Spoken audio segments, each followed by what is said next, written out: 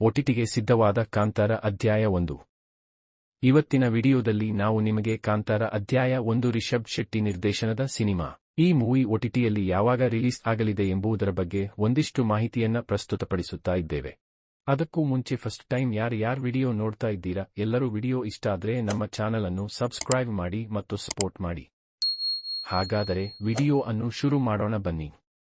ಭಾರತೀಯ ಚಲನಚಿತ್ರ ಪ್ರೇಮಿಗಳ ಬಹುನಿರೀಕ್ಷಿತ ಸಿನಿಮಾ ಕಾಂತಾರ ಅಧ್ಯಾಯ 1 ರಿಲೀಸ್ ಆಗಿದೆ. ಮೊದಲ ಭಾಗದಲ್ಲಿ ನಿರ್ದೇಶಕ ಮತ್ತು ನಟರಾಗಿ ಅದ್ಭುತ ಅಭಿನಯ ನೀಡಿದ ರಿಷಬ್ ಶೆಟ್ಟಿ ಅಧ್ಯಾಯ 1 ಅನ್ನು ಪ್ರೇಕ್ಷಕರಿಗೆ ತಲುಪಿಸಿದ್ದಾರೆ.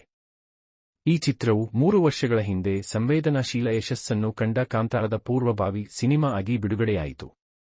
ಭಾರೀ ನಿರೀಕ್ಷೆಗಳ ನಡುವೆ 8 ಭಾಷೆಗಳಲ್ಲಿ ಚಿತ್ರಮಂದಿರಗಳಲ್ಲಿ ಬಿಡುಗಡೆಯಾದ ಈ ಚಿತ್ರವು ವಿಶ್ವಾದ್ಯಂತ ಉತ್ತಮ ಸಕಾರಾತ್ಮಕ ಪ್ರತಿಕ್ರಿಯೆಯನ್ನು ಪಡೆಯುತ್ತಿದೆ.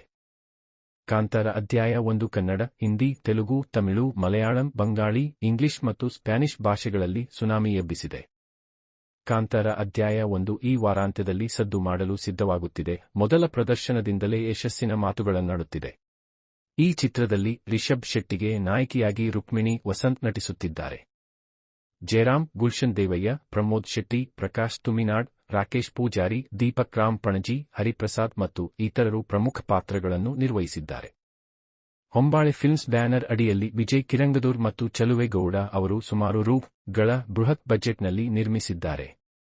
125 ಕೋಟಿ ಬಜೆಟ್ನಲ್ಲಿ ನಿರ್ಮಿಸಿದ್ದಾರೆ. ಅಜನೀಶ್ ಲೋಕನಾಥ್ ಸಂಗೀತ ಸಂಯೋಜಿಸಿದ್ದಾರೆ. ಕಾಂತಾರ ಅಧ್ಯಾಯ 1 ಬಿಡುಗಡೆಯಾದಾಗಿನಿಂದ ಎಲ್ಲಾ ಕ್ಷೇತ್ರಗಳಲ್ಲಿ ನಿರೀಕ್ಷೆಗೂ ಮೀರಿದ ಪ್ರತಿಕ್ರಿಯೆ ವ್ಯಕ್ತವಾಗಿದ್ದು, ಚಿತ್ರತಂಡಕ್ಕೆ ತುಂಬಾ ಸಂತೋಷವಾಗಿದೆ.